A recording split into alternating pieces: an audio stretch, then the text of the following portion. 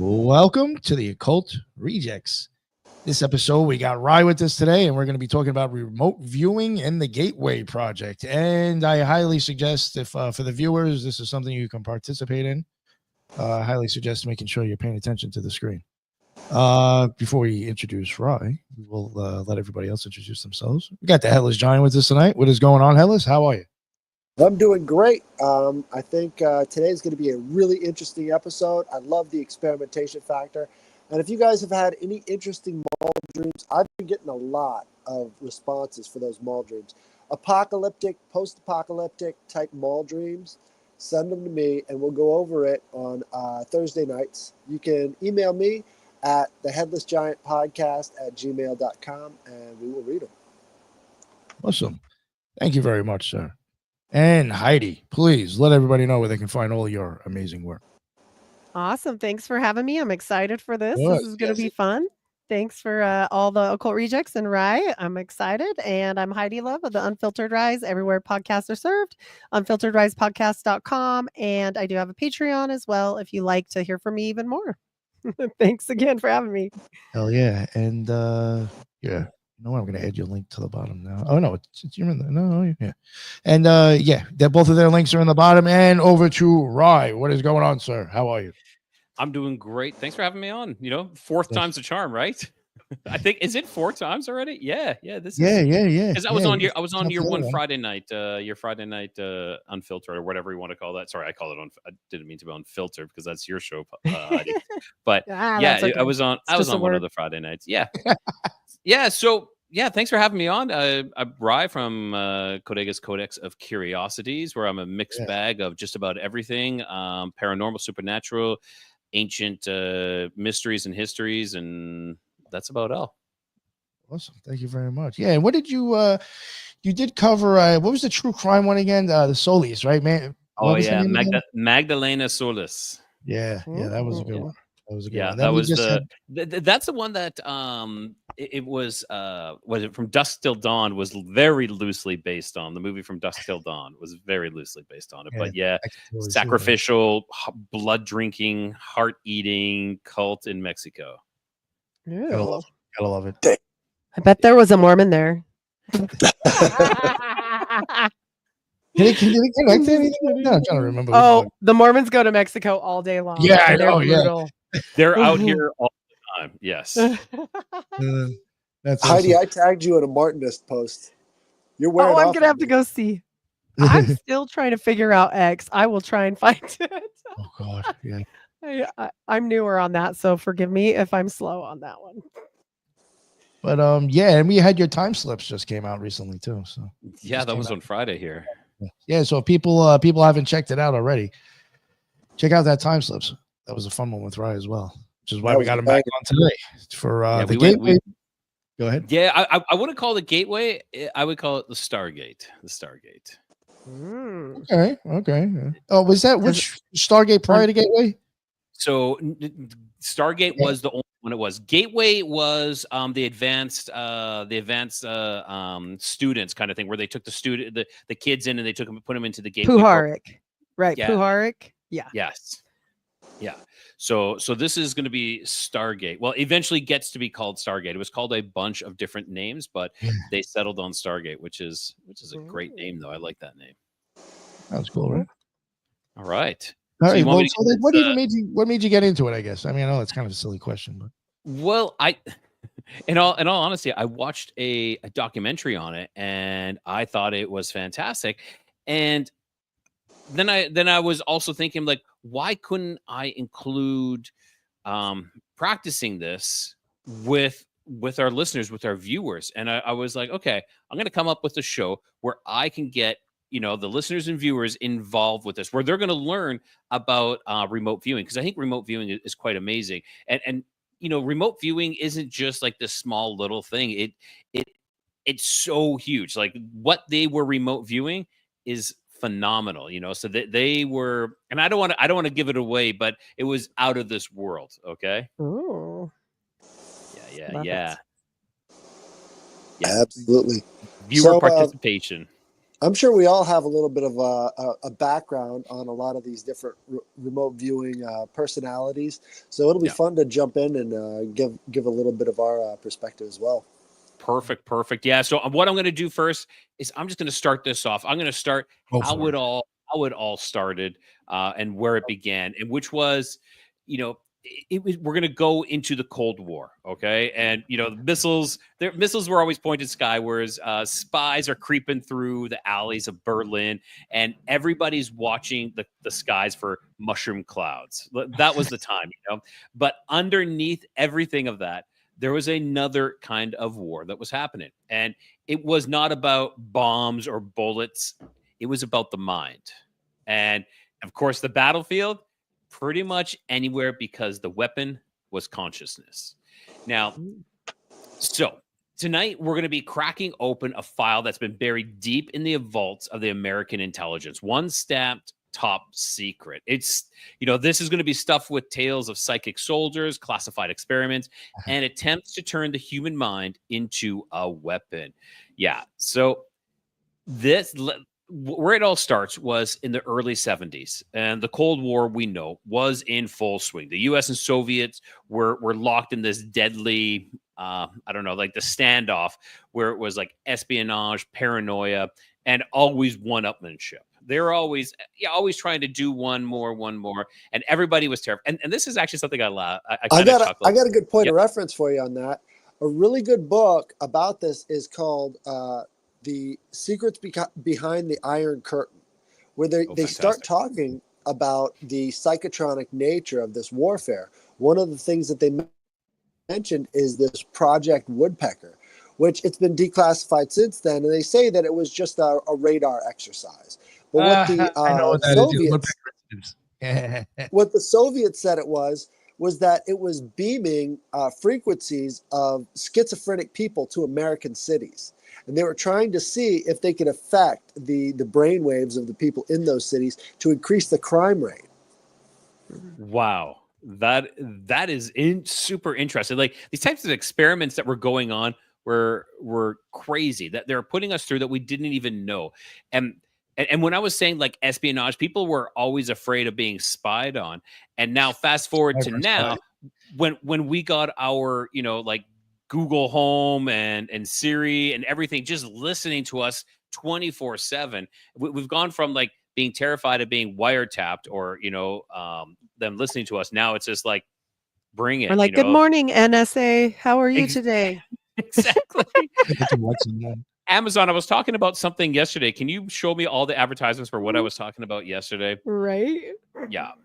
So what was happening? The CIA started actually receiving these reports from intelligence intelligence agents and defectors that the Soviets were spending millions researching psychic discovery. There we go, behind the Iron Curtain. So the Soviets were spending millions researching psychic phenomena. Telepathy, mind control, psychokinesis, and of course, here we go, ESP for spying. Now, of course, like in any type of normal decade, that this would have been, they probably would have tossed that out into the loony bin, filed under like, KGB tall tales or shit like that. But this is the 70s, and MK Ultra was still, echoing through the hallways of the CIA. And it still is, more or less, just dubbed something else. They had LSD had already made its way into the CIA briefings, and the line between like science and sorcery, there wasn't much of a line anymore. It was just hazy at best. Don't mind the pun on that one. So what did the CIA do when they heard about these psychic spies? Well, of course, they decided to get their own.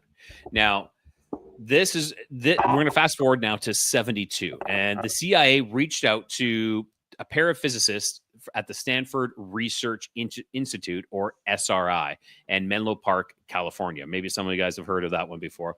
Russell Targ and Hal Puthoff. Now, these guys weren't your crystal ball wielding type mystics. Targ worked with lasers and optics, and Puthoff had a background in quantum electronics. So, in other words, these were some pretty serious scientists.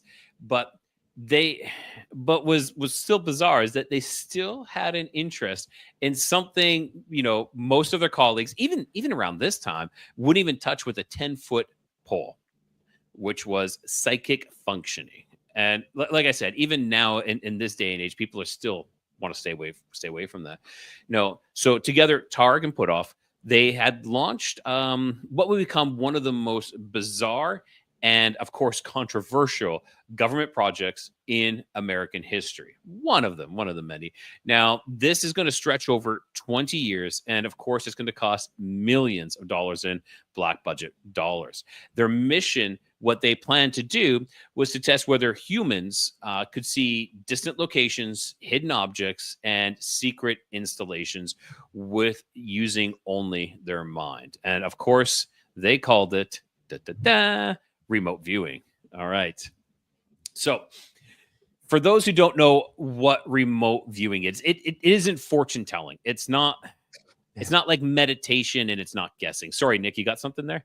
No, I was hoping it was like fortune telling. I was going to find out. It was a structured kind of technique where a person, the viewer as they called it, attempts to describe or sketch a target that they've never seen based on minimal cues. And those cues could be a set of coordinates, or maybe just a number, or like some sort of file number associated with that target. Now, a lot of times the viewers would just close their eyes, relax. So it is kind of like meditation in a way. Right. And if I could hop Yep. in there real quick, Please there go were ahead. Please go actually ahead. many different styles of psychics that were participating in the operation. So it wasn't just this form of coordinate remote viewing that made up the testing phases. And a lot of those psychics got really good results as well. But they wanted to stick to this form because Yep. this was palatable to the people who are running the Pentagon. At least it had some level of controls that were capable of, repeatability.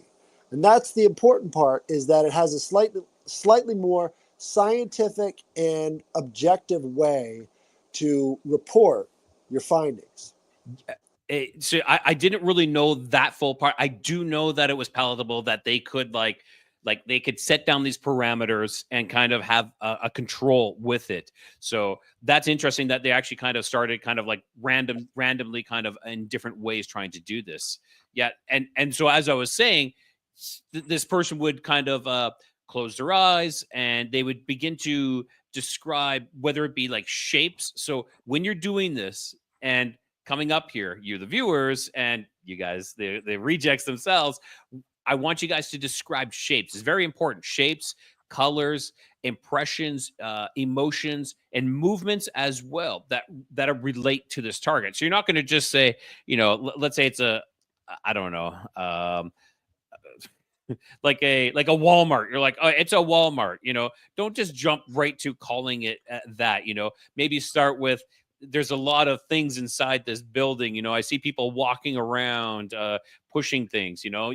Start with that. Start with building up to it. Okay, and sometimes even these people, like these psychics that they had, were extremely, like, shockingly close to the mark.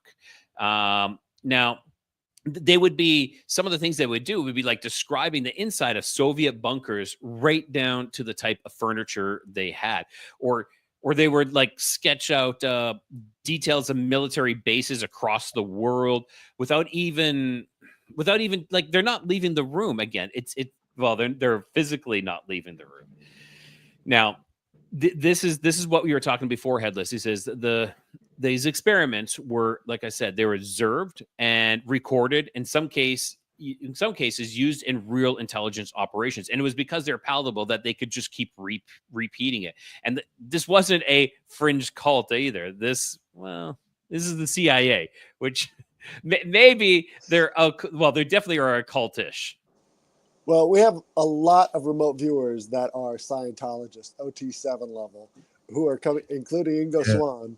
So Yep. they are cultists. I don't know if they're because occultists. the Scientologists practice this. Yes. Right. Yeah. Now, when they first started this, they dubbed this scanate, which was short for scan by coordinate. So scan by coordinate, scanate. Now, like I said, this started in 72. Funded by the CIA Technical Services, and this was the same. This CIA's Office of Technical Services. This was the same office that once gave us exploding cigars. They created the exploding cigars and surveillance cats as well. Yeah, and I'm not joking about Surveillance cats. Yes, look it up. It's I thought called exploding cigars were in cartoons. This is it. And so if you're curious about those surveillance cats, look up acoustic kitty. I'm not kidding you. Acoustic kitty. Yo, do you remember back in the day you even used to buy them at like spoof shops? You could get these little things that you could stick in cigarettes, and when you lit somebody, actually pop on them. What? That's just I remember that. Yeah, you I remember all those things that those like prank kind of things, but I don't remember exploding a cigarette one. Oh, yeah. You had to have a death wish to do that to your dad on a day like today. Yeah. Yeah. That's awesome. Okay, so now the two guys again, Targ and Putoff, they brought in physically gifted individuals. So these were people who said that they could see things far away, and then they ran tests, collected data, and according to like all the internal memos, they got results that were, in their words, too accurate to dismiss. Okay, so you know they're doing something. So, and then finally, but then the project was renamed, renewed, and over the next 2 decades, it would go through a bunch of a string of spooky sounding military code names. You know, it was called Gondola Wish. Then it went to Grill Frame, a Grill Flame, Center Lane, Sunstreak. And then finally, they settled on Stargate, so it became Project Much Stargate. better. Well, it's a little bit more complex than that, because as they were changing the name, they were taking it to different departments. So these different operations were less traceable, and it took researchers a lot of years to put together the pieces on all these different names. So piecing it from over here and over here to break the trail up, especially if there is some, because of course there's going to be espionage. Of course there's going to be, double agents. So that makes a lot of sense. Absolutely. All right. So, so are you guys ready for the first experiment? I think so. Okay. So, so we're going to take a, I want everybody to pause, take a breath, because of course now it's your turn. So like I've talked about what remote viewing is, and now, so you guys are going to try it all yourself. And you don't need a psychic hotline. You don't need your crystals or your incense out. All you need to do is just pay attention and maybe a pen and a piece of paper. All right.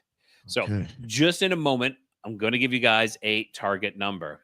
And that's all. I'm not going to give you no names, no coordinates, no description, just a number. And so your mission, what it's going to be, is just to relax, let your imagination drift, and record whatever comes to mind. Feelings, shapes, colors, anything. Don't force it. Don't analyze it. Just notice. Do you see buildings, landscapes? Do you feel anything? Coldness, stillness? Do you hear anything? Now, whatever it is, jot it down, doodle it if you like, whatever you want to do, because we're going to revisit it at the end of the episode, and I will reveal what the actual target was. But until then, make sure you guys keep it secret, keep it safe. Most of all, make sure you guys keep it weird. Okay, so don't be sharing in the chat yet. That'll be at the end. Okay. So if you guys are ready, here is your remote viewing target number: 3568-C. Okay. Again, 3568-C. Now I want you guys to focus on that number. Close your eyes and see what you see.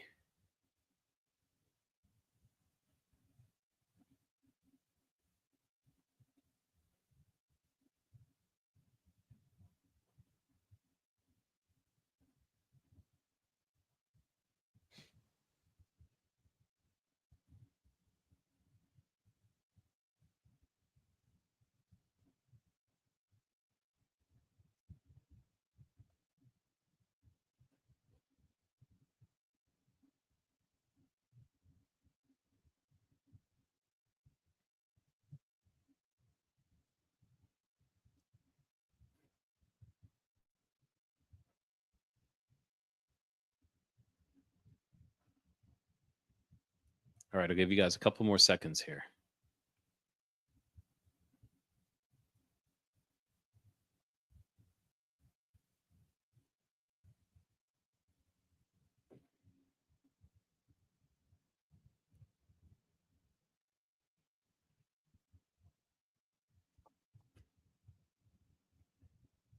Okay.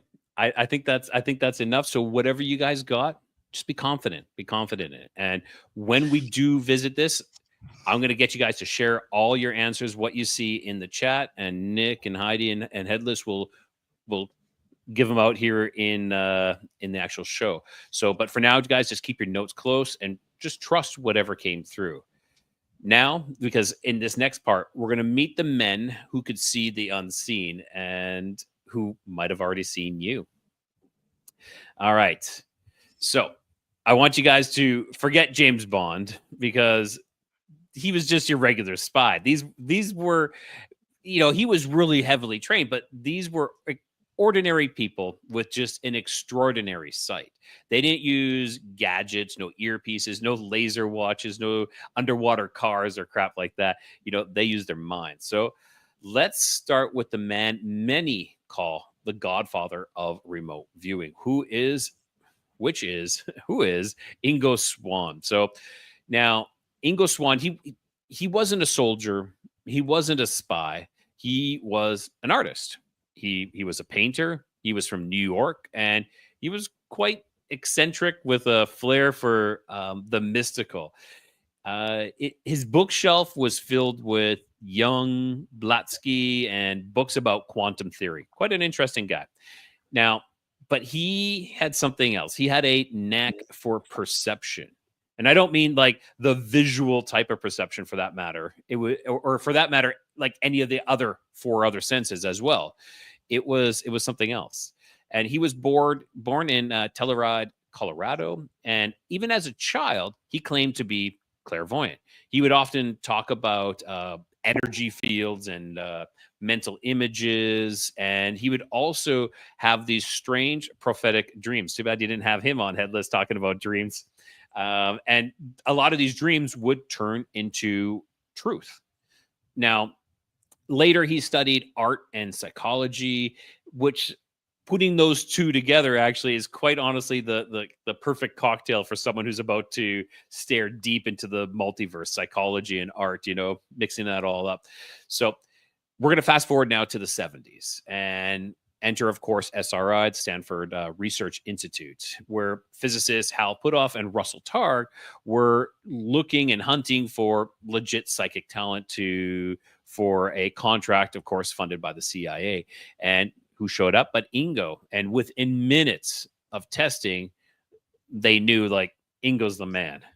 Now, one of the first tests, and I'm sure you guys know about this, was to influence a magnetometer, which is a super sensitive, and it's quite a shielded scientific instrument, which no one should really be able to affect with there's no way that they should be able to affect it, but Ingo was able to affect it. And not only did he affect it, he caused this device to like freak out.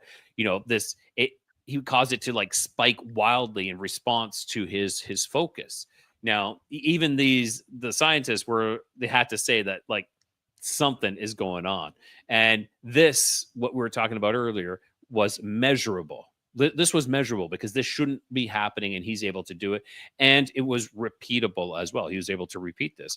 So this was, of course, enough to land Ingo Swann into the CIA, and just like almost immediately, like, you're in. Now, during and this is when I was saying things get out of this world. Some remote viewing things are out of this world. So during a remote viewing session of Jupiter, of all things, in 73, he was able to describe what he saw around the planet. He said, and he spoke just like he was observing it. Like, I am there, I am seeing this. He said he saw crystals, he saw bands of colored gases, and an atmosphere charged with energy. And of course, he said he saw a ring. Now, prior to this, no one, like, we all knew Saturn had a ring, but Jupiter, no.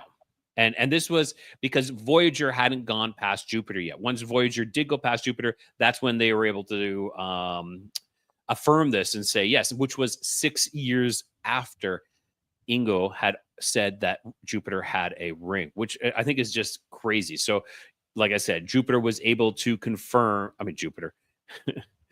Voyager was able to confirm that the planet had a ring. He also said that he mentioned magnetic storms as well, unusual auroras, and he even described in that there was ammonia crystals in the atmosphere. And of course, again, that was all confirmed years later.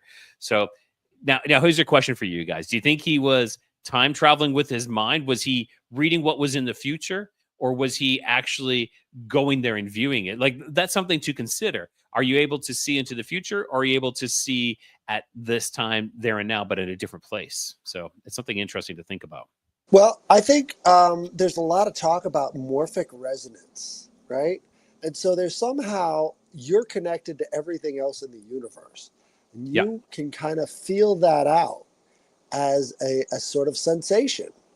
And I think, I forget the guy who named it, but I also wanted to mention The Men Who Stare at Goats was based off of the same characters playing in this whole sort of top secret drama. And Lynn Cassidy, the main character from that movie, was part of the, I believe it was the Stargate program. And then he went on with the general, I forgot his name, but he's actually the husband of Rima Lebeau, who is one of the frequent presenters on Alex Jones' show, and talks about how there was going to be a massive new virus coming and hitting the country, and they had to get out. And that was way back in 2009. So the whole Rima Lebeau thing could be related to remote viewing. That was what her husband did. Wow. And wasn't it Sylvia Brown as well predicted the COVID as well? Might have said that. Yeah, she said that it was going to come out and then it would disappear, and then 10 years later it would come back with a vengeance. So yeah, something to think about. It's like, oh shit, here we go again. Yeah. Okay, so I'm gonna go back with Ingo Swann. So what? Like, he wasn't just their remote viewer. He ended up actually just creating the whole methodology of this. So he was the one who developed the official remote viewing protocols, and like the structure. So this is so that they could, if they did all this, then it was all definable, you know, it was all repeatable, and it was a teachable skill as well. So what that included is the use of coordinate-based viewing, and also they were doing session blinding. So the monitor didn't even know the target. So session blinding wasn't like, I'm blinded as well, but it was the monitor. That was when they put it into an envelope, kind of what you were talking, Headless, earlier. You're saying, oh, I should have put it in an envelope. That was kind of it. So that the monitor didn't even know what was going on. And of course, they had the data separation between imagination and intuition as well. Now, he was described also as like a psychic samurai. He was very, very interesting. Now we're going to go even a little bit weirder. I know Jupiter might have sounded a little weird, but we're going to go a little bit more. Now, he claimed to have remote viewed the dark side of the moon, and he saw structures, buildings, machinery, and beings. And this is something a lot of people have talked about. Now, go ahead, Nick. I mean, you know, this is going back a long time ago, and it's like, maybe if I go and look at these people's work now, I'd be like, I can't believe I fucking listened to this guy. But I remember even a while ago, I think his name was Richard Hoagland, where he was like real big on trying to prove that there's glass structures on the backside of the moon or some shit. Joseph Smith said there were Quakers there. So just saying. These motherfuckers everywhere. There we go. Well, the moon is supposedly hollow, man. It's supposedly hollow, you know. When they drop back down the lunar module to it, the moon rang for like 20 minutes. So if it's hollow, it's telling you that this is some sort of ship. Some Quakers could be up there hiding in the ship, and they can't. I'm not kidding. That was a real quote. Quakers? That's a real quote from him. Love it. Yeah. I love that kind of stuff. That's the stuff that I eat up. Oh Wow. boy. Yeah. Okay, so yeah, so he had described these tall humanoids, and he said that there was these dome-like installations and Quakers and mining operations. uh, so, and he says that he actually, and this is crazy, that he says that he actually locked eyes with one of these beings, and he said he stopped the session because he said that these being saw him. Okay, which is crazy. That is so, and he wrote this. So this was in his own notes. He wrote down. He says it was like catching someone in the act of something they didn't want you to see. It wasn't. He says I wasn't looking at them. They were looking at me. That that is crazy. Imagine that. Okay. And then there's also he also did a Mars session in '84 where he remote viewed ancient Martian ruins with tall beings in stasis, waiting for something. And that transcript, oddly enough, is available from a CIA FOIA dump. So that's where they got that one from. I And we're believe that gonna, was Joe yeah, McGonigal, actually. Joe McGonigal was kind of tricked into doing a remote viewing of Mars. He said Yes. I he was will waiting for never that when he said do, Jupiter. I was waiting for Mars next. right? Because of this. Well, Joe McGonigal said that he never wanted to do any remote viewing that couldn't be verified independently. So he wasn't about going around the universe like Ingo Swann yeah. was. He wanted to keep it here on Earth, and so that he could track his records. What did he get right? What did he get wrong? And that's part of the protocol, is that you can see verifiably under a double-blind testing procedure that there are accuracies and there are inaccuracies. So So he got tricked. we're gonna get to Joe. We're gonna get to Joe, and you are correct. You are completely correct because he did remote view Mars as well. So that will be that's number 3. We're gonna jump to but we're done with Ingo. We're gonna go to Pat Price right now. So next is Pat Price. He was a former police commissioner. He was a devout Scientologist and possibly one of the most terrifyingly accurate remote viewers in the history of the U.S. intelligence. And he just didn't even describe places. He was able to read files behind false panels. He drew maps of enemy installations, and sometimes he told the CIA things that they weren't sure how anyone should know these things. Okay, so let's go. So of course, like I said, he was no military. He was not a scientist. He was and not like a big town, but he was a small town police commissioner in Burbank, California, and he got involved in psychic research via Scientology, specifically its OT levels, where remote perception is part of their spiritual curriculum. Okay, so when Putoff and Russell Targ were testing remote viewers at SRI, Ingo Swann, who they're already impressed by, he told them, "You really got to check out this Pat guy." So they brought him in, and holy classified hell, they were in for a shock because Pat was crazy. So one of his first crazy good, maybe crazy too for being in Scientology. So one of the first tests was they asked him to physically locate a top secret Soviet military site, and they just gave him some empty coordinate numbers, and that was it. So he sat down, tuned in, and he was able to describe this large crane, these strange circular buildings and underground tunnels, and then also what he called beam weapon technology that was being worked on. Okay, which is crazy. So he even sketched the crane. He even drew out the crane in like really, really good detail. Now, months later, through satellite imagery, they were able to confirm everything, right down to the design of the crane. It was a site in USSR, and the location was so secret that some even folks in the CIA didn't even know about it. Now, so that is where it kind of like, okay, that was his big test.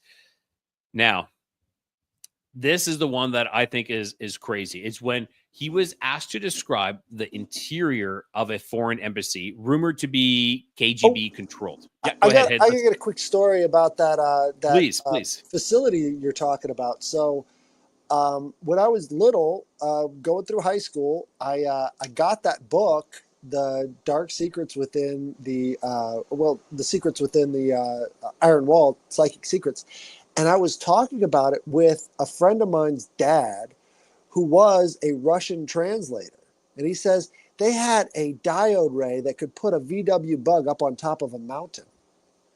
So we're talking about like that amount of matter being shot through this, energy converter into a massive weapon that could, basically shoot out a big old rail gun or something like that. But it was like a ray at the same time. He called it a diode ray.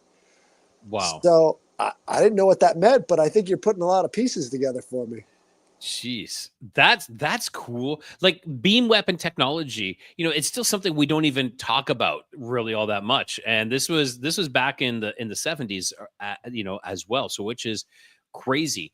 Now I'm going to go back to this one. This one, I think that was cool, but this one for me was like really fascinating. So he was, like I said, they asked him to check out this foreign embassy that they thought was under KGB control, and so he said that there is a file room behind a panel in the wall. And he said like it opens like this. I'm pretending I don't know how it opened. It like clicked out and lift up or something like that. So he mimed that. He was like, they watched him miming these actions in the air. And he says that the documents were coded, but they're there in the top left corner of this room. Now, years later, an informant confirmed that, that panel existed. It opened exactly how he did his miming action. And the files were there. Now, of course, like the officials they weren't just impressed. They were like freaked out. And even one of them said, if the Soviets had a Pat Price, like the same kind of mentality, the same kind of abilities, that we're in trouble. Because he's so damn good. Okay. Now, he also was able to, he also remote viewed American black projects, secret U.S. facilities. And like these are the ones that he wasn't supposed to. He mentioned locations, names, technologies, even the psychic monitoring programs the CIA itself was running. Now, he was looking everywhere, not just where they pointed him. And then in 75, guess what? He died suddenly of a stroke while visiting LA. Yeah. So, and this, we might have a discussion about this one. So, of course, the circumstances were odd because some people believe that he was negotiating to work with another intelligence agency. They said that he'd seen too much, so time to get him out. And there is even some conspiracy theorists that, of course, and I believe this, that he didn't die of natural causes, that someone wanted him silenced. So I think that was a big thing, was to off him, especially if he is viewing their own sites and talking about it, and that they're hearing that maybe he's going to move off to, or he's talking with another intelligence agency. Yeah, it's It wouldn't take much with a little bit of pressure from the Scientology organization. You might get anything you want out of them. So it is a very big liability to have these intermingling loyalties, especially with something as sensitive as these top secret programs.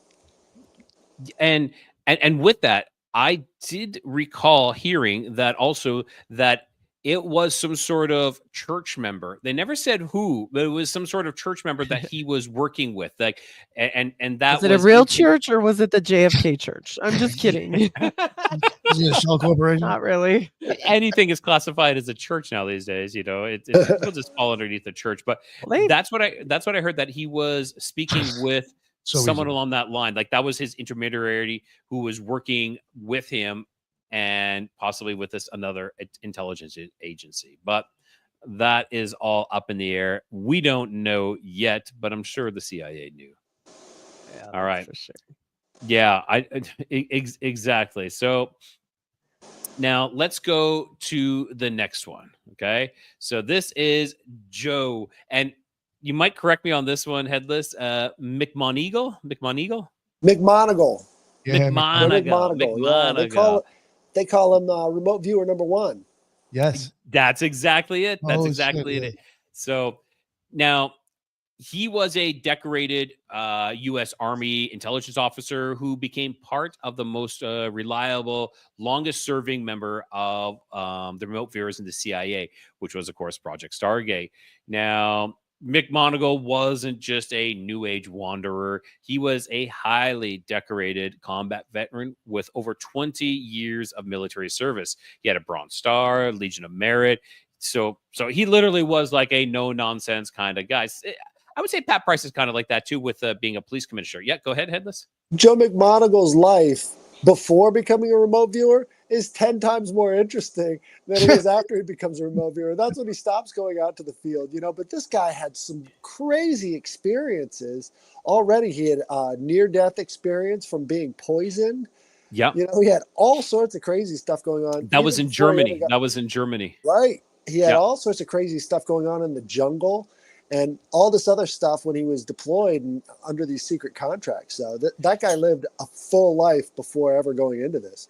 And it was, he actually claimed that it was his NDE that kind of really changed him, that he started to perceive things differently and more intuitively. So that's great that you're bringing this in, and he was kind of like tuning in. He did have like this extra sense, but it was kind of like that NDE that caused him to do this. So he caught the attention of folks at Fort Meade. That those are the people who were recruiting for the CIA.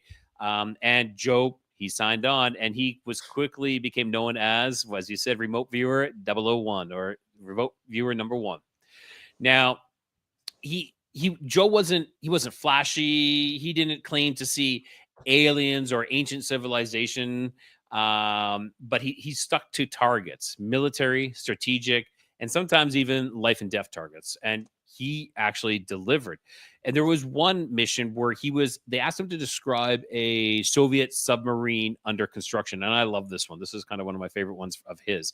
So he sat down, he went into like this trance-like state, and he started sketching. And he was describing an unusual shape, something different from existing subs.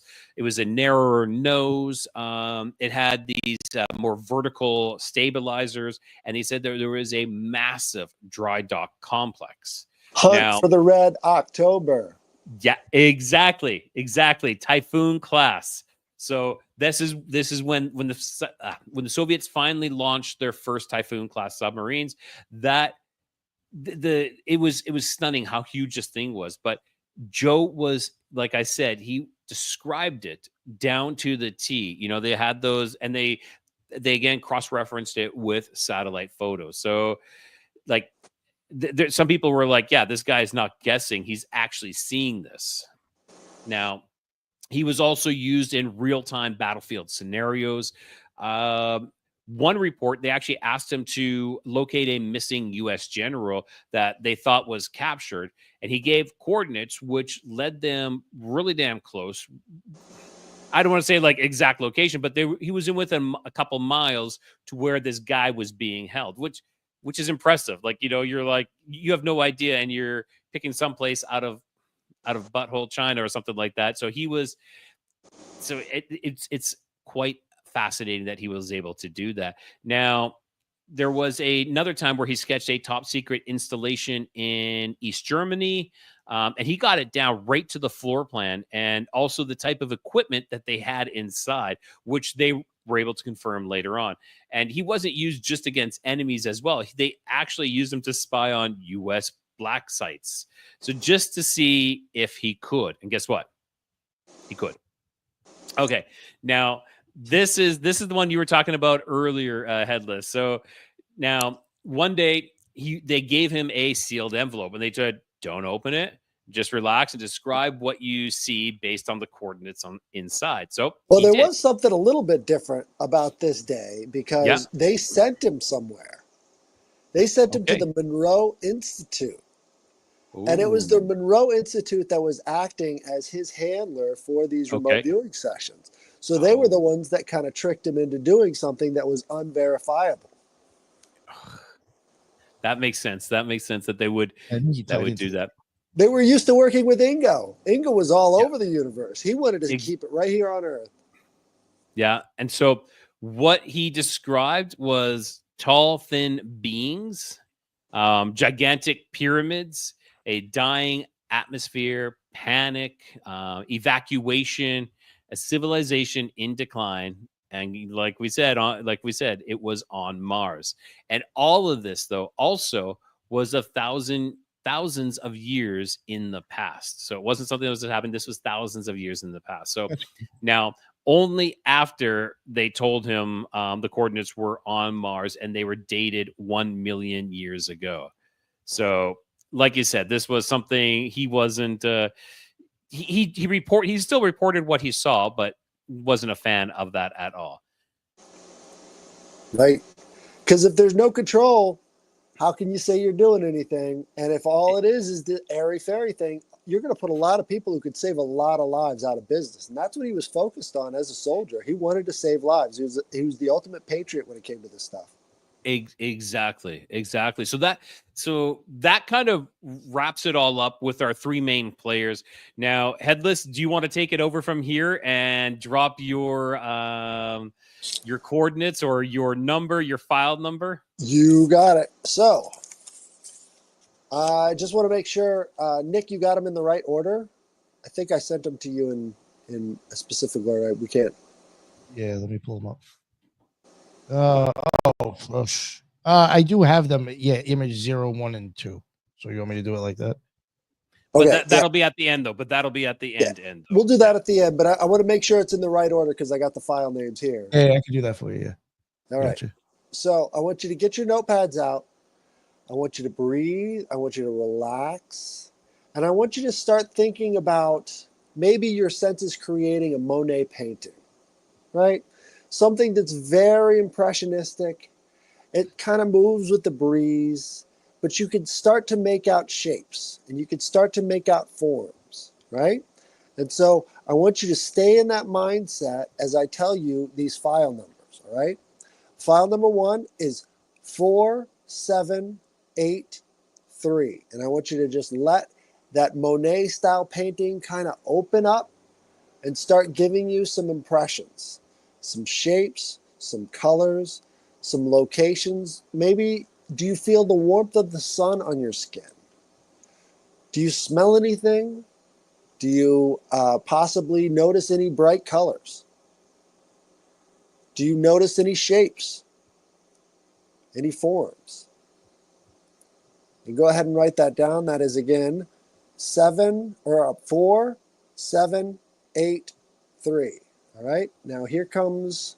Do you have your impressions written down? Everybody good? Okay.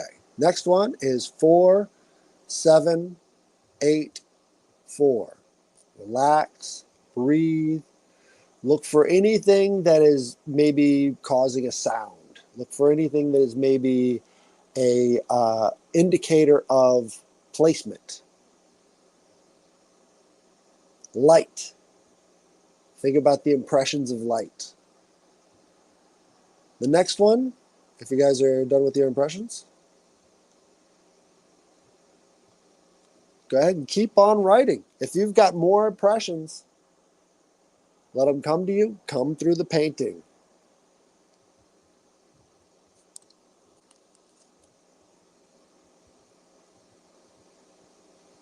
The closer you get to the painting, the clearer the objects become. The further away you get, you can kind of see the whole picture. Zoom in, zoom out.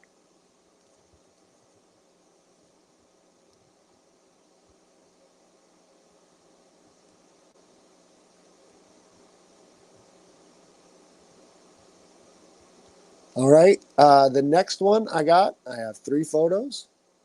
It's 4, 8, 9, 5. Remember to breathe.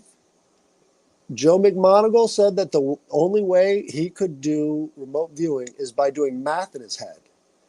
Because his ego wants to solve the math problem, and the ego gets out of the way of perceiving the images. So the images come through as kind of an impression. And the more he can focus on the mathematics, the easier it is for him to visualize what he's supposed to be thinking about instead of the images that his ego is feeding him all the time. All right. Everybody got your impressions? Yeah, more or less. We'll see what comes up. You Okay. got- So is everybody ready to rock and roll? Moving on to where we go from here.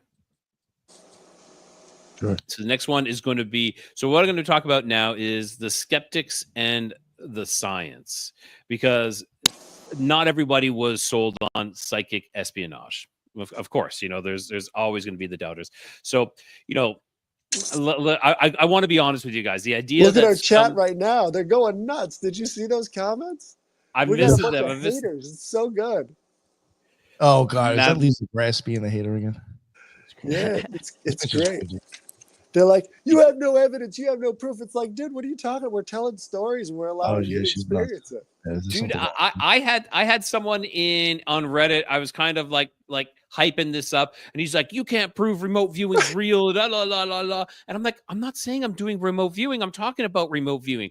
No, you don't know what's going on. Show me, prove it to me. And I'm like, dude, I'm just creating an experiment where people can try it out. Hey, if you can hit it, bang on, great. If you can't, okay. It's for fun. This is for fun. We're attempting to do something fun, interesting, and interactive. So It pushes a lot of buttons. yeah, it's over on your channel, Atlas. I have to tell you about your guy with the numbers. John D talked about numbers and God. Just saying. Just saying. Just saying. Yeah. Don't swap wives.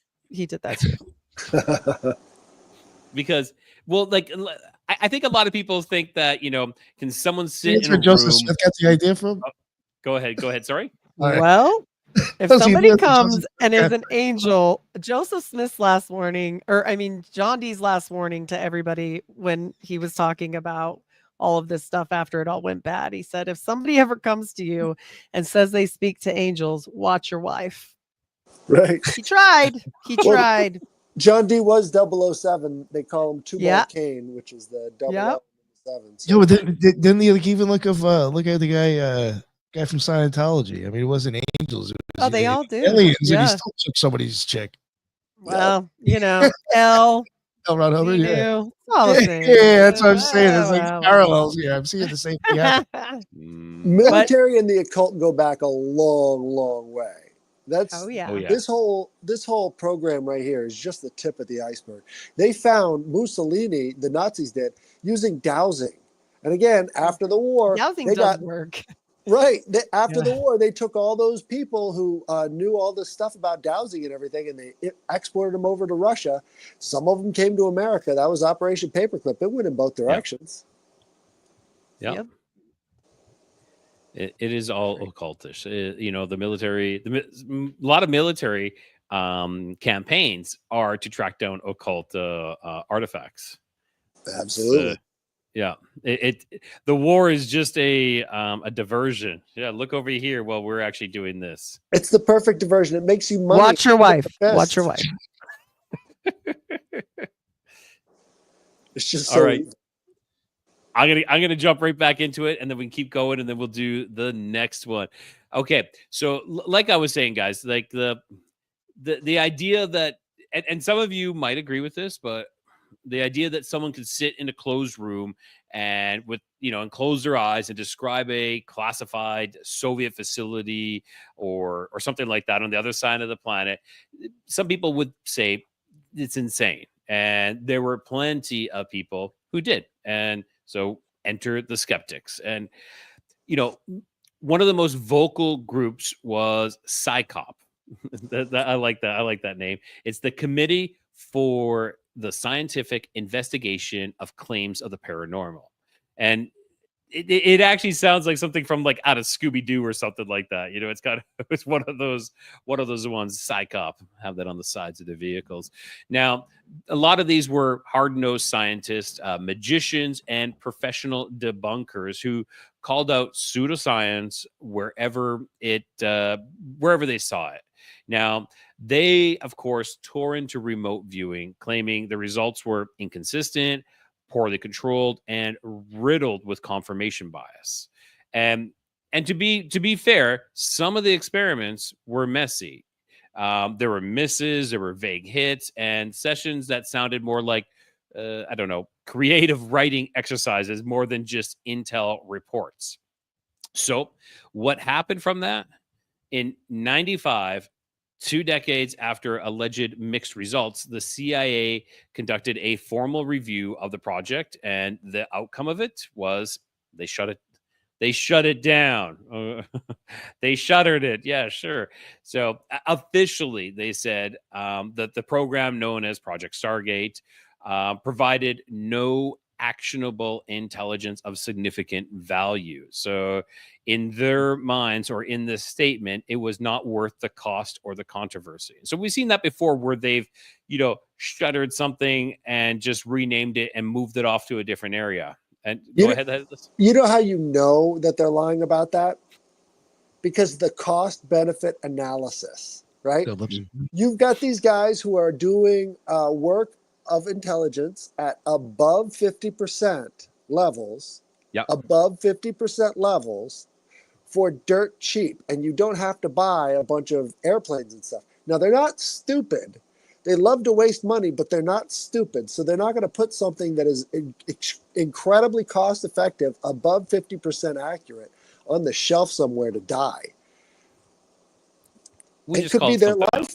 Right. It could be their life in their hands, I think it also probably ended because there's a lot of people that can't do it because they're very mathematically minded, just like John D. He couldn't do it. He had to go get somebody else to do it. And they feel less than. It's anytime somebody's going to be the 1%, you're going to be pissed off. I mean, that's just the truth. Some of us are in awe. Some of us are like, whoa, that's awesome. But other people are not that way. There's always people that don't clap when you succeed. So it's an authority issue. It's an authority issue. Jealousy. Jealousy. And when they did this, if you get rid of everybody you originally had, then it looks like, oh yeah, they canceled all. Like what they probably ended up doing is just creating a whole new group, a whole new team. We got it all set out what we need to do. We know the mistakes. Even though 001, even Joe McMonagle was good, let's get rid of them all. So it looks like we cleaned house and we actually ended this. And, like many of the insiders, the viewers themselves and the scientists, they disagreed that this was not, there was no actionable intel. They actually strongly disagreed. They claimed that the review that was done was politically motivated, was rushed and deeply flawed. They said that the final report cherry-picked data, ignored successes, and dismissed breakthroughs because they just didn't fit the mold. McMonagle even said that they shut it down not because it didn't work, but because it worked too well, and that made them uncomfortable. Right, and McMonagle himself admits that he was a consultant for several years until he retired. He was working with the government as a consultant doing remote viewing for them. He doesn't even deny that fact. He just says, I can't talk about it because it's highly classified. Why wouldn't they use contractors? That's what they use contractors for everywhere else. It's total deniability. Yep, exactly. Now, like, would you shut down something if you had a tool that could see secrets without satellites? Would you still admit you had it, or would you pretend that we cut it? It wasn't working for us, but you keep it running. Yeah. So what really happened is in 95 they officially it ended. And so did remote viewing really die, or did it evolve? It kind of leaked into corporations, civilian programs, and many other things, But before we go any further, I want to do our third experiment. So, Nick, we're going to jump right into it. Okay. Oh, is this my picture now? Nick, this is Nick's picture. So for you guys who are ready to do a remote viewing session number 3, explain this. Here we go. Yeah. How long is it? What, 20 seconds? Yeah. Seconds? More or less. Yeah. Honestly, I think eventually when I show the picture, you'll be like, I don't know how you even explain this. This is very hard for me. I saw it. I think you had it up earlier when I joined in, so I'm Yeah, not, yeah, how do I say I'm not anything gonna without I'm giving not that gonna away? play along with this one though. Yeah, yeah. I think all you got to do is just put them into a relaxed state, and then remind them of their senses so that Yeah. they might get some And impression. tell them a number. Yeah, Tell tell them a 'em. number. Oh, yeah, that's right. I still got to do. Yeah, yeah. All right. So the number is 4869. I'll try to think of the image in my head and say the same thing.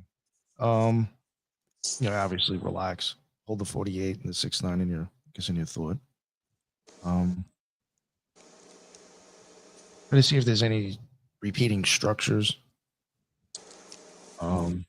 Maybe even the same or a specific view that you're looking at it. That happens to be angles because of the view. Colors or even lack of colors.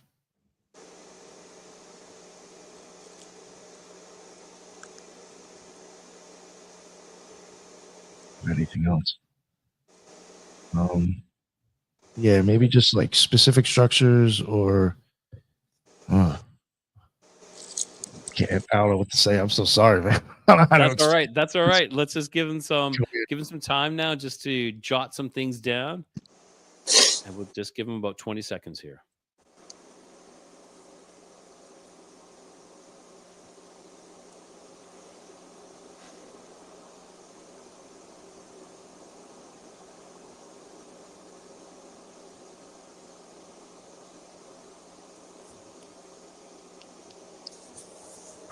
Perfect.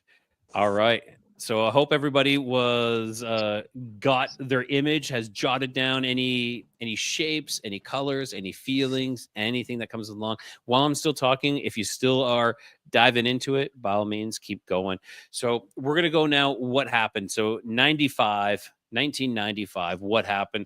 We're going to go first with Hal Puthoff. He was the laser physicist, the Stanford researcher. He was the key architect behind the early remote viewing program. So after Stargate alleged shutdown, Hal, he didn't disappear. He shifted his gaze from the psychic spies and he moved into something that was even more out there, which was UFOs and exotic propulsion systems. Okay, pretty cool. Now, Puthoff became a central figure in the search for recovered alien tech, reverse engineering the impossible.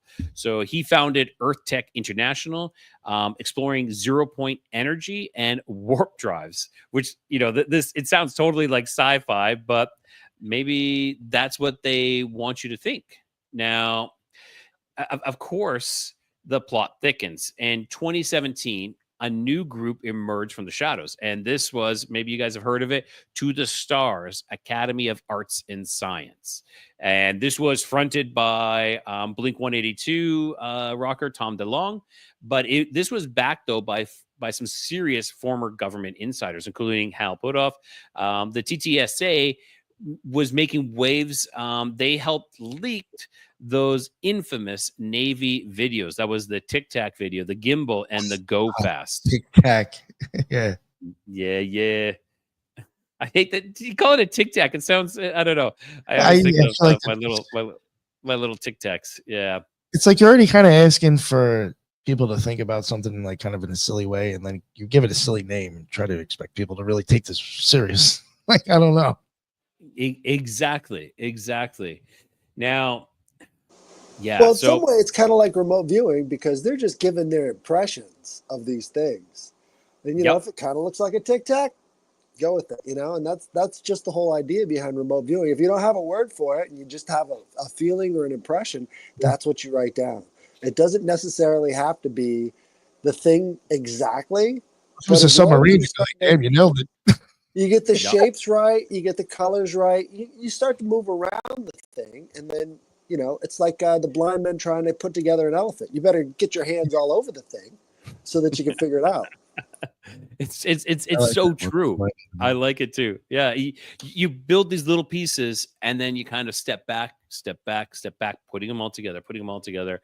Now, So the connection between all of this, some of the same minds from Project Stargate, and they're now knee deep in the UAP or UFO phenomena, and they're researching this, which is a little peculiar, a little interesting. So, in fact, many believe that remote viewing, kind of what you're saying, is one piece of a much larger puzzle involving non-human intelligence, consciousness, and interdimensional contact. And do you know where that rabbit hole led them? Take a guess. It was Skinwalker Ranch. Okay. Oh, So that is a whole other Definitely show. Mormons there. Definitely Mormons there. yo, that's all it is. Yo, even I people who- know. Yo, I'm sure I'm like preaching to the choir with Heidi. But like Preach. even people who wrote books about Skinwalker Ranch, they're all Mormon. No, it's so true. Wow. I that's think- fascinating. That's think something they I must didn't even recognize know. Yeah, their it's own just like they're posterity. No. Everywhere. The guy who owns the property. Yeah, Yeah. he's weird though. But no It- offense. yeah, and I'm sure everybody knows of Skinwalker Ranch, which of course is in Utah, and it's like you got UFOs, you got cryptids, you got portals and poltergeists. It was as if they decided to have like a big, huge foray, like a big, huge party. They're all going to come together at this one spot. Now, this is, yeah, and like I said, the project's, Skinwalker Ranch is, it's just crazy. So, it's something that I won't even get into because that is a whole other episode. Now, I got this last big question. If the US government truly did believe that these psychic abilities had no merit, then why did many of these same scientists, intelligence operatives, continue their work in secret for decades? If this didn't work, why were they still doing it? Was Stargate, of course, we're going to say, was Stargate shut down, or as we think, was this renamed? Did remote viewing just kind of fade off into obscurity, or did it evolve into something far more advanced, hiding under the banner of national security or maybe even non-terrestrial threats? Technotronics. Yeah. Technotronics encompass almost everything about the way you do remote viewing and the electronic means that you actually receive and transfer images. There's so much that can be put under that Technotronics label that it can include mind control on down to an implant. Yeah, all of it. And that is, and like this is it. So could it be that this just wasn't like, is this just about spies or secrets, or is it possibly about like unlocking this power within us all? Because reality, we all have this ability. We really do. We're going to find out if some of us have it more strengthened than others, because everybody has it. It's like a muscle. We just got to flex it and get it a little bit stronger. So Heidi, do you want to do yours now? This is the fourth and the final one. After we're done with this, Heidi, then we're going to start revealing them one at a time. All right. Are you guys ready for my description?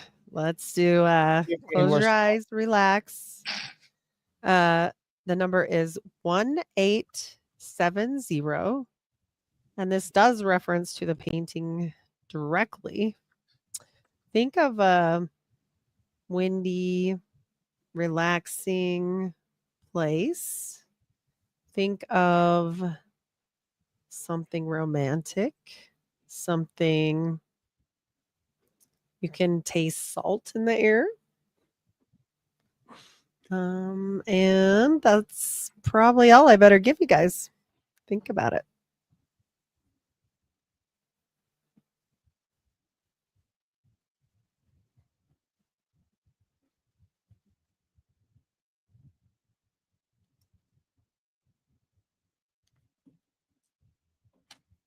Okay. All right. So, and Nick, I'm going to get you to share a video. I'm going to get it ready, and I'm going to get you to share it when I kind of like, let's see here, media player, share. Okay. So when you're ready, you can put it. No, not just yet, but just give me a minute here. So you're going to put this one up, and so everybody, you guys, we this is the coming to the end of this experiment. I want to see how close you got. So make sure everybody, if you got those notebooks open, I want you to bring forth what you saw for what was mine. I totally forget what number I had it for. 3568C. 3568C. Yeah, 3568-C. 3568-C. All right. So Nick, let's share that video, and I'm gonna tell me when you get it up. There we go. All right, let's start it here. So this was my target site here. Yeah.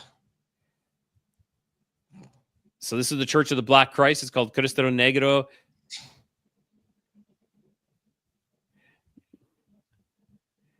So it might be, you might see lights, you might see traffic, you might see a tall pole in the background. It doesn't have to be the exact church. It can be things that are in and around this area. Okay.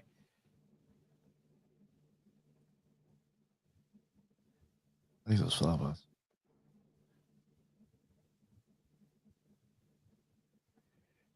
All right. So you got a bell tower. Yeah. It's a steeple.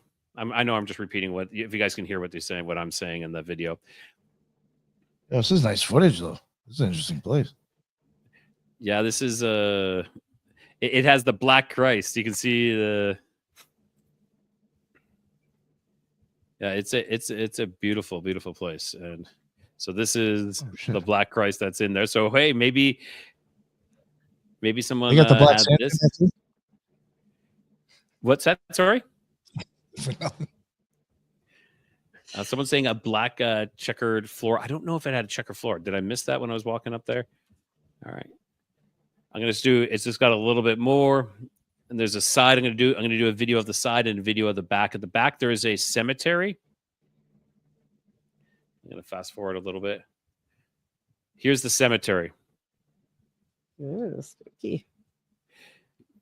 Damn. Police driving by, as usual.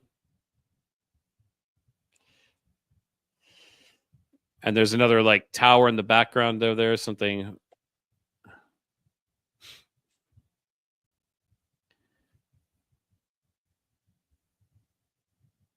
Oh.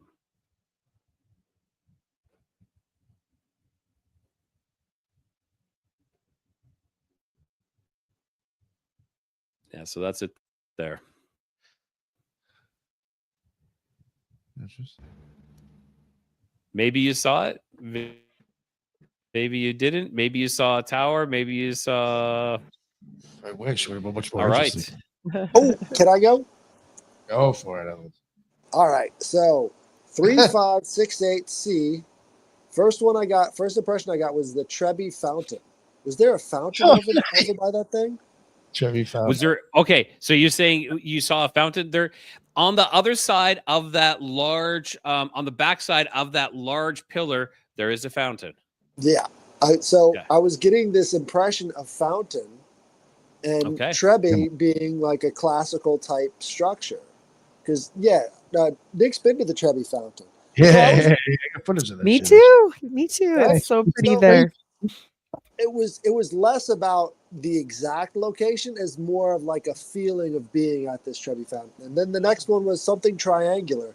You look at the top of that thing; it's got a triangle right on top. And then I thought I was toasted on this one. I had blue sky, and I'm like, oh no, this is clearly at night. But then you had another image with the blue sky. I had some pictures of the day, yes. And sorry, there's someone else. What is it? Who is it?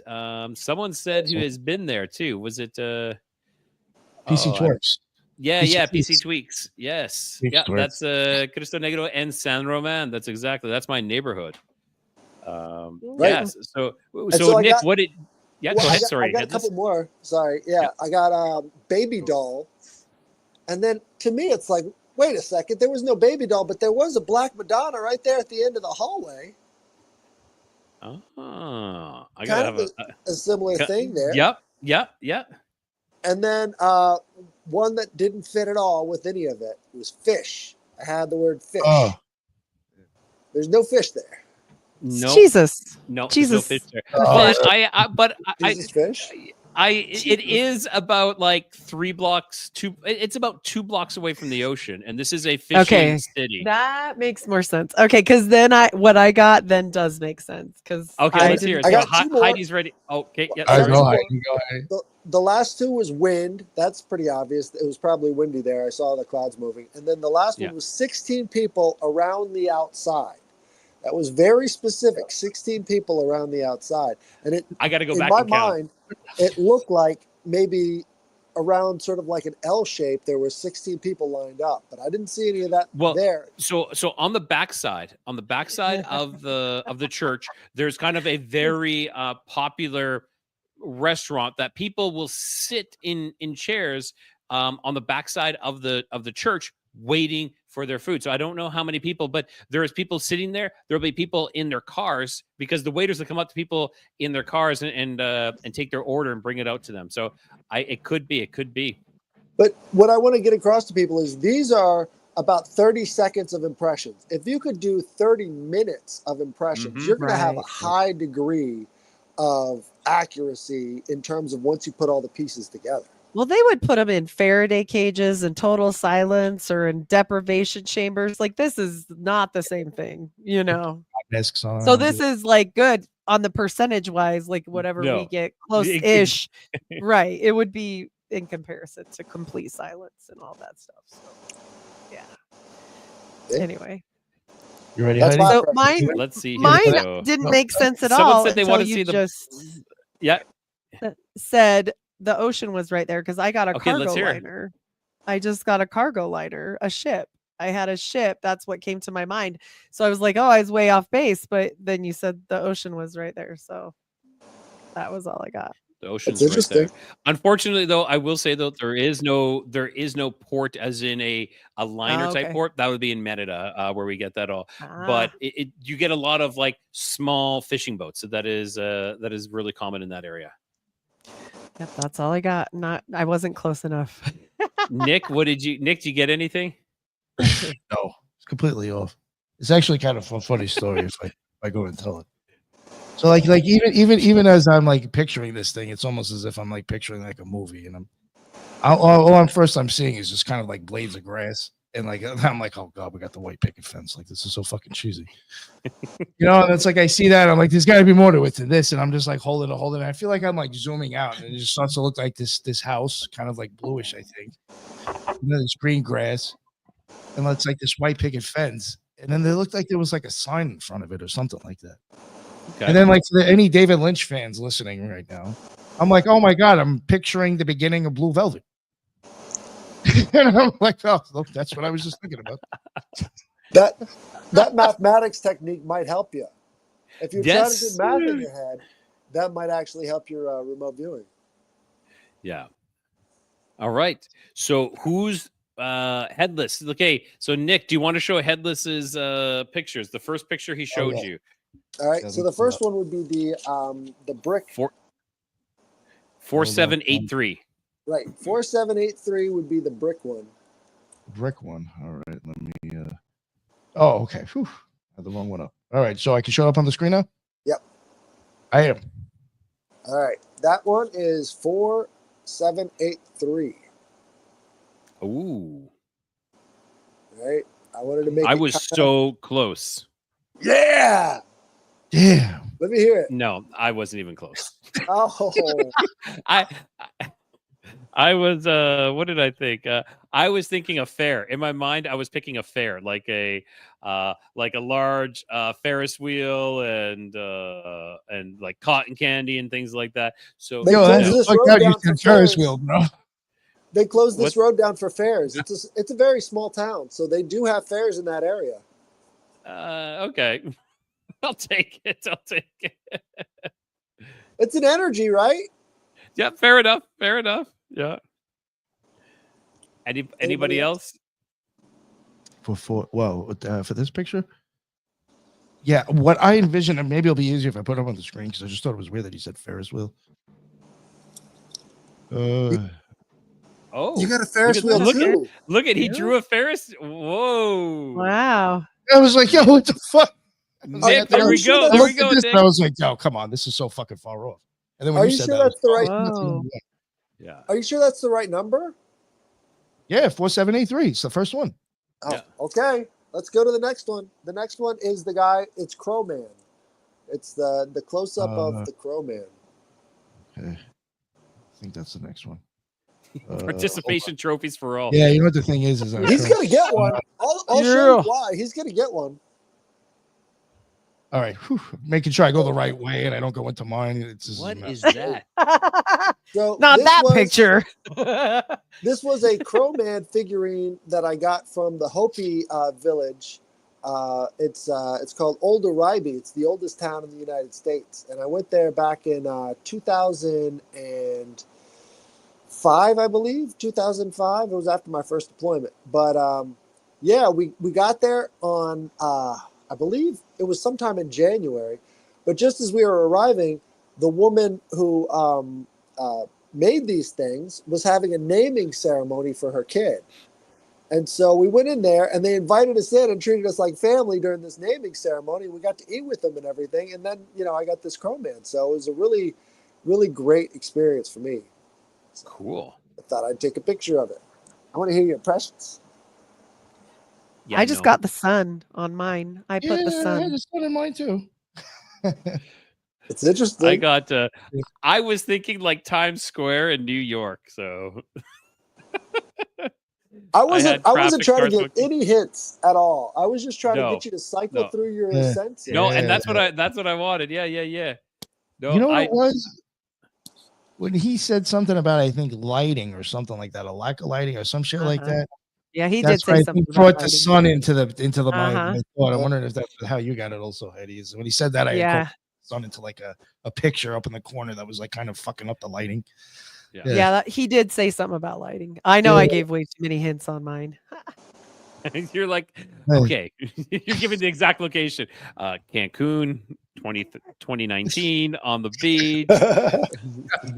Well, Some mine is strawberry different than you daiquiris. might think. Nice. Okay. Right. And so, the last one, they're headless. Last one, 4895. make sure I move it again the right way. 485. This way. Whew. Oh wow, that's weird. There we go. There's your Ferris wheel. There's my Ferris wheel. Whoa. Or the sun too, Nick. Yeah, right. Participation Trophy. Yeah. Weird. Sometimes get these things confused because it's you might be collecting information from something that hasn't happened yet. Maybe that's where your mind was going, is getting something from something that hasn't happened yet. You got to Wow. kind of focus it That's in. weird. And Nick's drawing, though. I did Nick's have multiple drawing circles too. Yeah. Nick's drawing is pretty impressive on that. Oh yeah. Uh, Again, it's just shape, Oh yeah. right? You're just Yep. going with the basic shapes. You're not trying too hard to fill in the details. Just get the bare bones. Yep. You know what's funny? What I had down for this shows you. I was like, yo, I'm just useless. You said 48.95, and you said 48, and I'm like, that was so close to mine because mine was 4869. Yep. That I literally have down what I envisioned, my own picture. He's made me think about my own number, and I started thinking of my own picture. And I was like, There you go. I was like, yo, who puts down their own picture as an answer? It Oh, see, happens, man. There's Check so out many stimuli. Illuminated Journey was crazy because I drew the bird statue, but more blocky, but I had no idea what it was supposed to be. Just drawing. Cool. Cool. That is fantastic.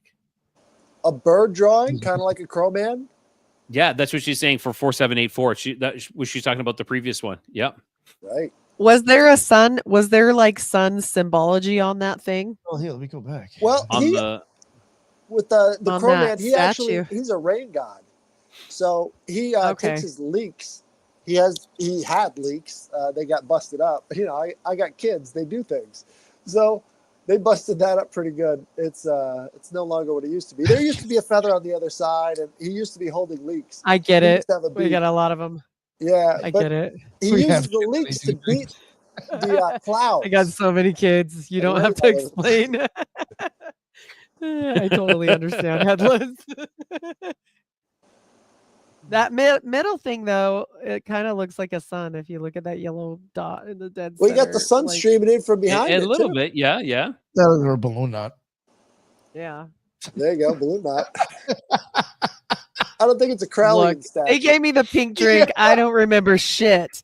I know I was in that program for 2 freaking years, and I don't remember shit from before it. So whatever they did to me, I don't know. But I'm glad we moved.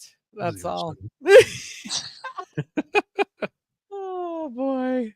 All right. I'm checking the comments to see what their impressions are. Do we want me to have any bring mine up comments? now? Yeah, let's jump to Nick's here. Here we go. All right, just a random regular picture. Actually, you know what the thing was is I thought it was going to be this place that I was going to.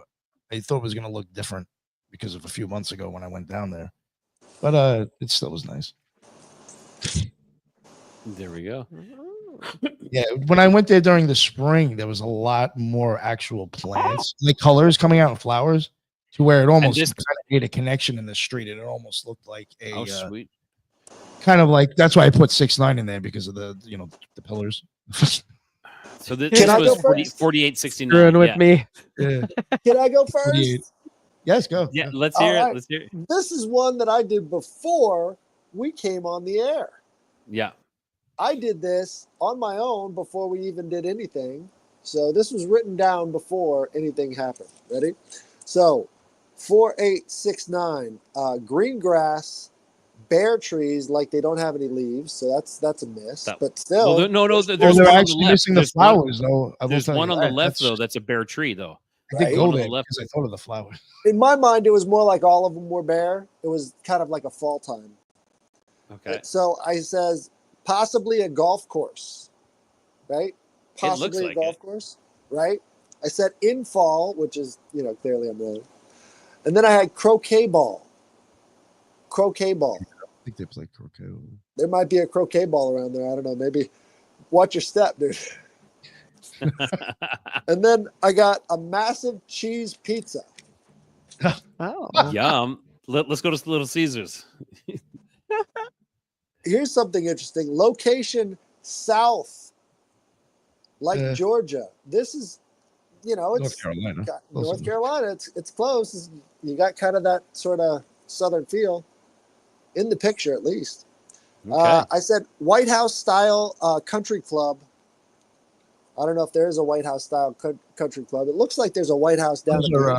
Those are condos over here. Yeah. Country club is kind of like a bigger building anyway. It was a bigger building I was seeing. And then golf cart. And he told me that they use golf carts. They use the golf carts over there to get to service to service people use them, to get around the place. And here's the thing that really got me is it said third picture. This is the third picture presented. Ooh. So I wasn't working out who went first and who went last or anything, but. Oh, that is interesting. And Heidi, what did you get?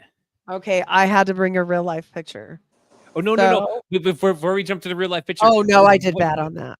No, what is it? Come on! But that's the fun part. That's the fun part about his doing damn eyeballs. No, I thought of an eyeball, Nick. Oh, I didn't that makes sense, right? Yeah. Shit, that's okay. It's fine. Yeah, I couldn't get past it. I was like dissident on that one. It was an eyeball and an eyeball. Like that, yeah, right. I can see that. That totally makes. When he said that, I was like, God damn it! It's true. Fantastic. Yeah. All right, let's go to. Let's. I didn't do anything because when I came in, I saw the picture. Right. Oh, got it. Yeah. Yeah. So I was like, crap. So I got a street lined with trees, beautifully green, some houses in the far distance. That's what I got. No controls. No control. Yeah, there was no cheating there at all. All right. Should I show them then? Yeah, go ahead. Yeah, let's do it. Okay. So mine was 1870 because that is the coordinates of this place. But it wasn't just the place that was my point. This is my wedding photo. Oh, there we go. The Dominican Republic. Yeah. Oh, nice. Was it at night or is that during the day? It's like just as sun was going down. Right at sunset. And it had rained like horrifically right before. Okay, I think you gave a little too much info though, because I said beach at night, palm trees, sand. Well, for sure. But did you get the wedding? Because I did that not was get the the wedding. part. No, That was no. the part. You know what? This is why I should not. I put down beach chair, table, flowers, growth behind it and stuff like that. When you originally were saying it, I have a flower in my thinking hair. I don't know why I was thinking of a resort with a fountain. And I then was at a resort. but I wasn't thinking of the beach. So then when you said that, I was like, when you said the salt in the air, it totally like wiped out my original idea. Oh, and then shoot. thinking of the beach, but then I'm like, could it be the beach on a resort because there's a water fountain there somewhere? Well, Those there resorts was, all I have that was. shit. So but I was- never thought of Dominican Republic, but I was thinking, could this be a resort beach type mix here? So I'm holding flowers by the sand, and I have flowers in my hair too. So I think you were pretty good on that one, man. Yeah, there was no Like, table. is- I That was was good. thinking of beach to a resort. Yeah, type no shit. table. Because of my Headless? original water fountain idea. I was like, I'm going to stick with that. I can see that being in the resort. Right. But I mean, you're starting to see it, right? These are the psychic abilities that now you can change tangentially just by being able to control your own sensory inputs. That's what it all comes down to, is if you can control your ego sensory inputs, which really has a big deal to do with our memory and how we cognize everything. If we can control that and get to that base level, anything can come in, any of these impressions that I see, any colors, any shapes, you get to that level, and that's when you're going to start feeling, something actually popping out, and you can tell the difference. I knew everybody would get the beach, but I was hoping some people would either get the wedding or like whatever was happening. So I see. Even though I gave too many hints. you're like, Yeah, I was dressed in This is white. what it is. Write this down. Yes. Pick, yeah. Listen, if it wasn't for you, I wouldn't have gotten Dictionary. anything. So thank you, Heidi. My one impression was shore of Great Salt Lake, but obviously I was wrong on that. That was just Maybe all feel bad okay. for it. Yeah, that Still was a short. bad one. Yeah. You don't want to be on the shores of the Great Salt Lake. It smells like it's the worst smell you've ever smelled because there's brine shrimp there. Oh, and that's it's just a weird. very bad, very sulfur. Ooh. Lots of sulfur. Oh, that's interesting. Very That's bad. interesting. Yes. No, and for those who are like, oh, this is all pseudoscience. This is crap. We're just having fun trying to, trying an experiment, trying to expand your minds. This Look, is the we're not occult the- rejects. We're This not isn't Andrea 60 minutes. Puharich and the 9. We're not the 9. We don't know. Right. No, far from it. The Right, 9. No. I mean, it's We're practice. short I about think 5 that's- anyway. It's a practice for a mental technique that actually opens up a lot of creativity. This can Exactly. actually expand how you're able to express yourself is by thinking on a level that is beyond the senses and then drawing it out and being able to fully form something that maybe not even is a thought yet. It's a way of going inside as well as outside. Sorry. The one comment. I tasted where everyone was. There you go. That's part I'm of it. I'm interested. What was the Tasted the taste black- where I was Black at? Savior? Yeah, black rice. What? Okay, leave it alone. I Yeah. shouldn't have said it. It's always me. I am sorry. It's like licking a cement wall. Yeah. Yeah. Oh, that's shit. funny. But yeah, that's about it. I had a that good was time. wild, Fun. dude. That was fucking awesome. That was fun. Hell Yeah. yeah. That was great. Good.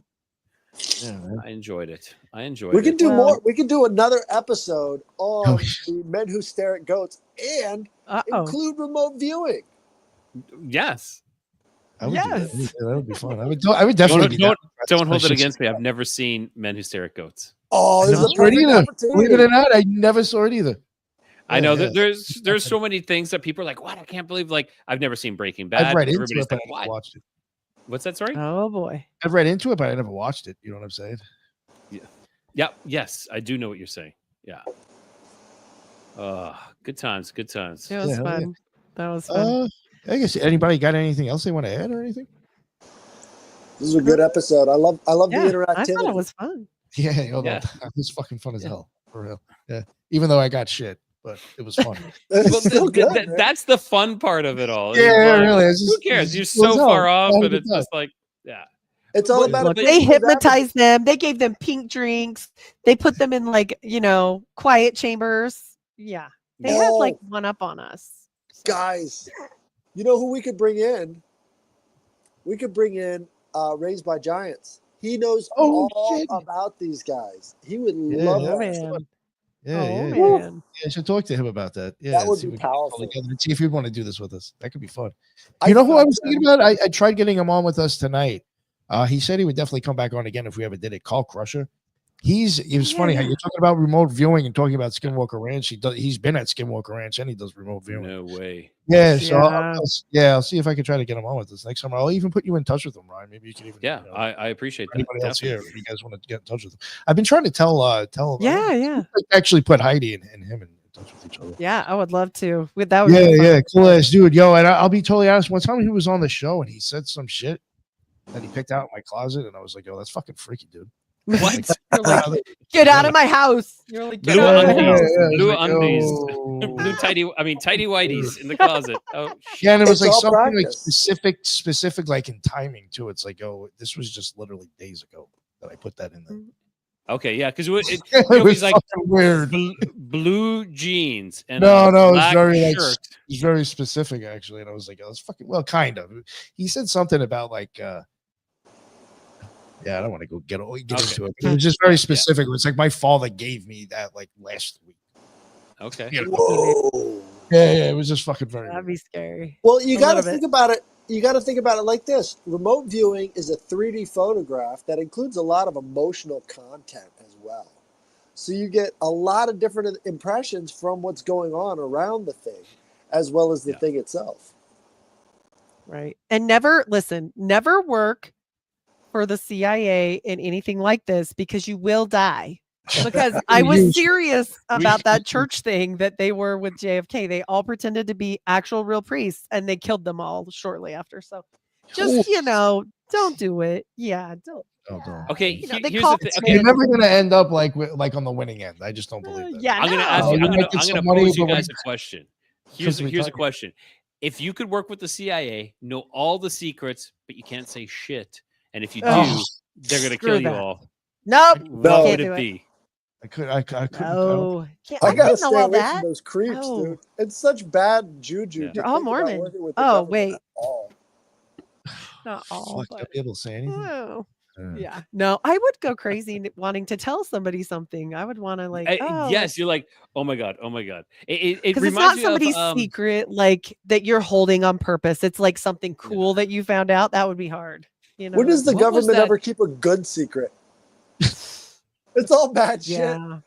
True. It's gonna Well, be. it's It's real. gonna I be mean, like, here's a- freaky. fuck outta here. Yeah. Maybe. Yeah. What was Oh, that boy. show? Bodies. There was a show.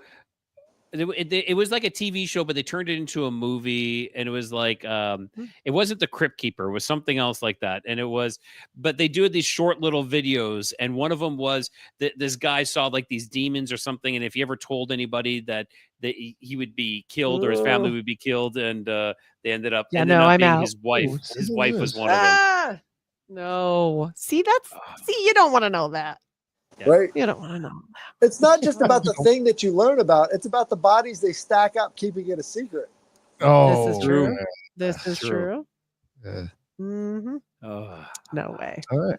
Well, I guess we'll wrap it up. Yeah, Yo, that's like, it. It was that was fun. fucking awesome, dude. Like I said, we'll have to definitely try this again in the future. Just let me know. heck yeah. Yeah, that was great. And we'll let everybody go around and mention their stuff again. Heidi, please let everybody know what they find. All your amazing work. Awesome. I'm Heidi Love of the Unfiltered Rise everywhere podcasts are served. I do have my own website, unfilteredrisepodcast.com, and check me out here on the Occult Rejects often because I'm thankful to be here. Yeah, hell yeah. Thankful to have you on. Please. Thank Thank you, you. Rye. Yes. And Headless Giant. You can find me on YouTube and on Twitter or X or whatever you want to call it. And also, if you have any stories about abandoned malls or mall Mhm. dreams that you've had, let me know. I'm taking all emails. If you want to, just contact me at the Headless Giant Podcast at gmail.com. Thank you. Awesome. Thank you very much. And Rye, please let everybody know where they can find all your stuff. Awesome. Yeah. The YouTube, Spotify, Apple, everywhere is Codex of Curiosities. And I interview people who've had crazy experiences, who've had wild rides or anything like that. Also people who've done research and all the above as well. So supernatural, paranormal, lost history, just anything strange and weird. That's what I do.